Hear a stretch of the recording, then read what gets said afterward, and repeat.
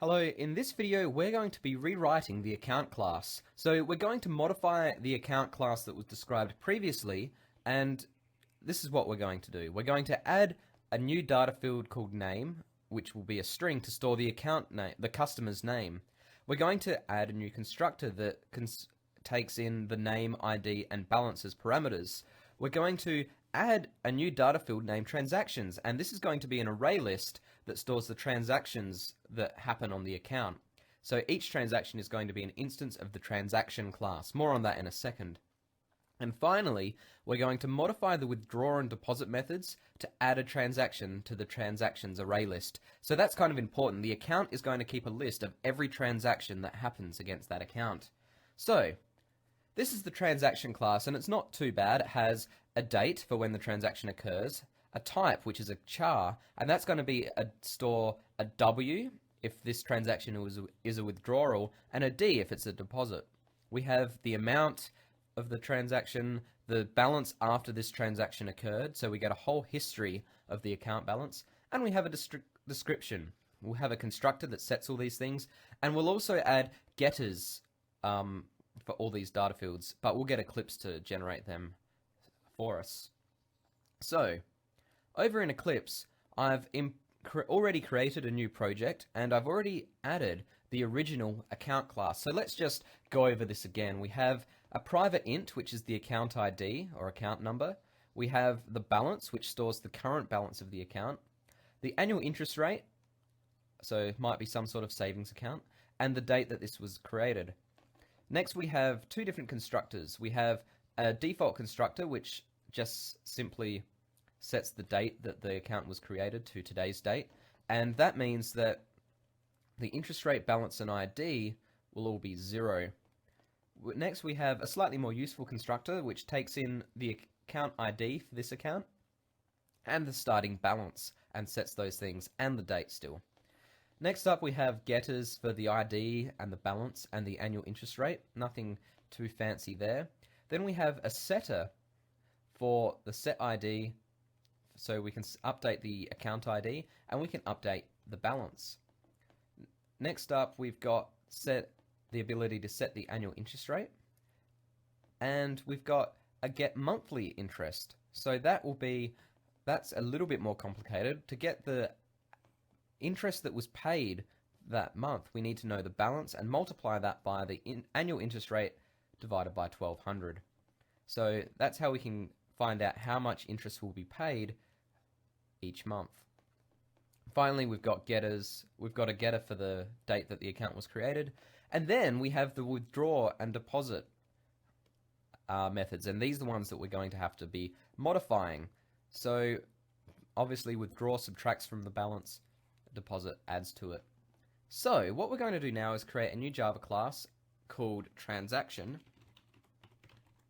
and we'll quickly fill in what this needs. So remember, we might have to do some back and forth between the description and the code, but we need a date,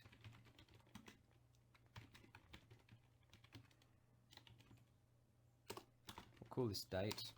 We have the character, which is a type, and I can't spell. We have the amount.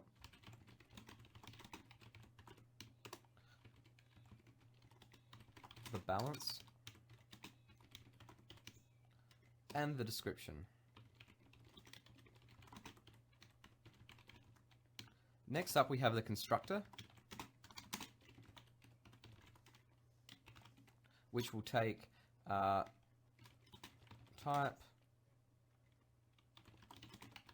amount.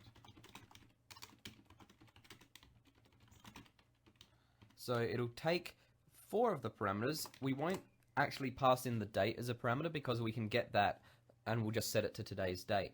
So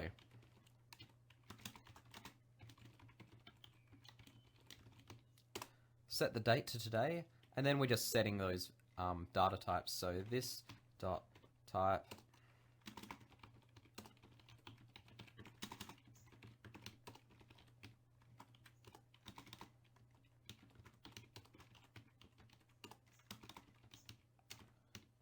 Okay, so that is our constructor. All that's left now is to create some getters and setters, but we can get Eclipse to do this for us. So if I right click on here and go source and type in, generate getters and setters, we want getters and setters for all of these.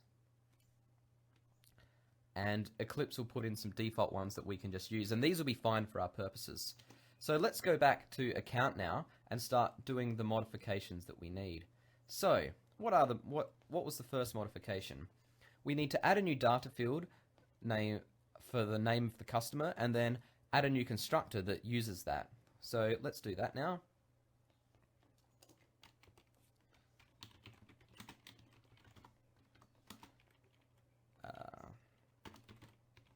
So we have the name, and so we'll also create another constructor. I'm just going to copy and paste this one.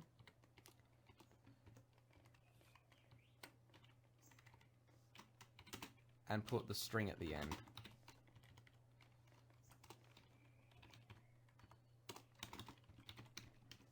Okay, so that's the first two things done. What was the next thing?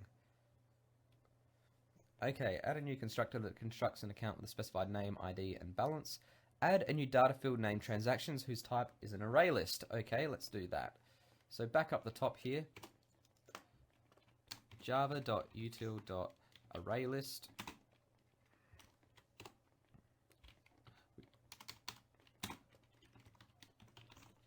And we'll initialize this right now.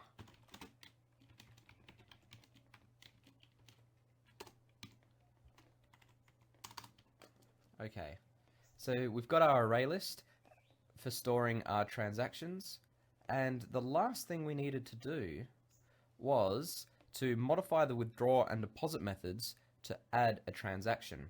Okay, so let's go back down to the bottom of our account class.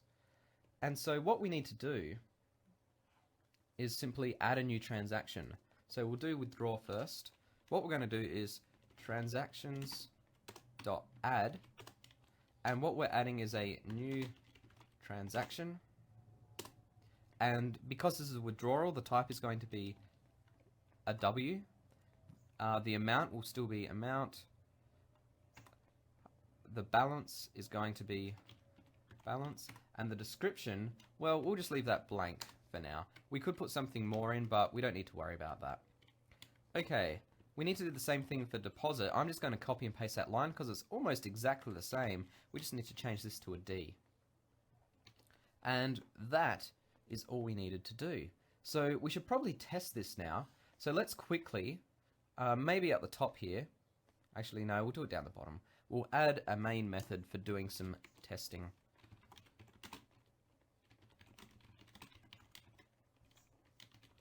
So public static void main, string array, args. So what we'll do is create a new account.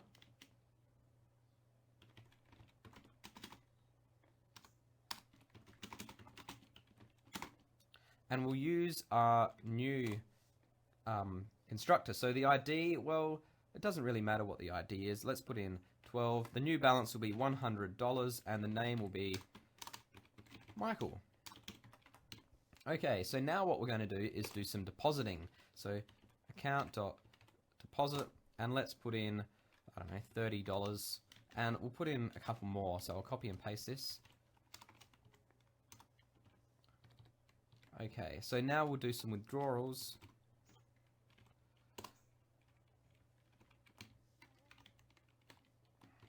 Copy and paste that a couple of times. And now what we're going to do is print out some information about this account so we can see that it's working correctly. So system.out.println.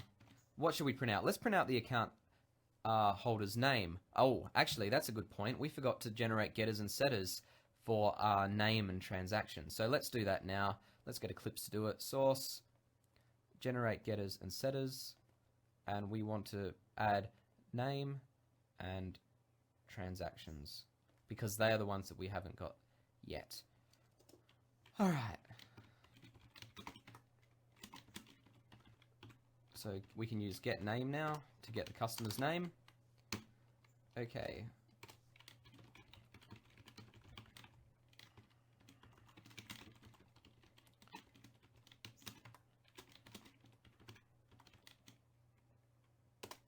So we'll print out the annual interest rate. And we'll print out the balance.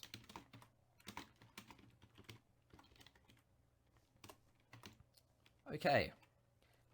Now what we're going to do is print out the list of transactions. So we'll print this out like a table. And so I've got a kind of complicated printf function call to make this look pretty. So system.out.printf, and the format is going to be a percentage hyphen 35s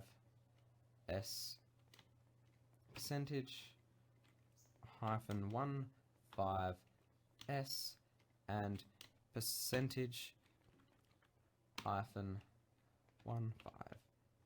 15s, and we'll do that again. We'll see what this does in just a second, and we'll add a new line character to the end. The arguments are going to be date, type, amount, balance. Oops, I forgot to put these in quotation marks. Okay, so let's just run this to show you what that's going to look like. Okay, so you can see here what it's done. It's basically what this is doing is allocating 35 characters for a string. Okay, so and that string is going to be date. So you can see date is way over here. Then we've allocated 15 for the type, 15 for the amount, and 15 for the balance. So that's what this is all about. I might make this there like that. So now what we're going to do is use a for loop to print out all the transactions. So for int I equals 0, I less than... Oh, before we do that, we need to get the transactions. So java.util.ArrayList list equals account.getTransactions. There we go. List.size I++. And now, all we're going to do is print out some information using the same format as we did here, so things appear in the right spot, and we're going to print out the details of each transaction. So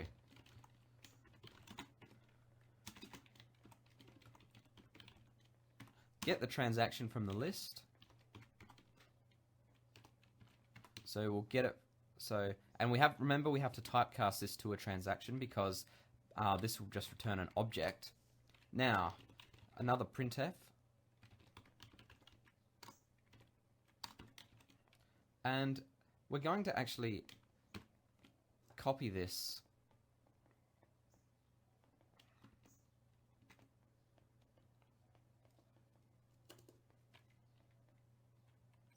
So what we're going to get is the date, so transaction dot t dot get date, and now I'll put this on a new line, t dot get type, t dot get amount, and t dot get balance. So that's all we need here. And so let's run this again, and hopefully we should see all of our transactions. So here we go. Okay, so the account name was Michael, annual interest rate is 0, the current balance is $230. So remember, we started with $100 when we created the account, and then we immediately deposited 30, and then 60, and then 100. So it went up to $290 here. And then we did some withdrawals. We withdrew 10, 280, withdrew 30, 250, and 230. So there we go. Our account now features a log of all the transactions. So we created a transaction class and stored them all in a list whenever we made changes to the account. So with that, that's really it for this video. So just to summarize, we modified the account class to keep records of every transaction that occurs. And to do that, we created a transaction class which stored information about a single transaction. And then if we used an array list, or any type of list really, we could keep track the entire history of that account. So with that, that's it for this video. Thanks a lot.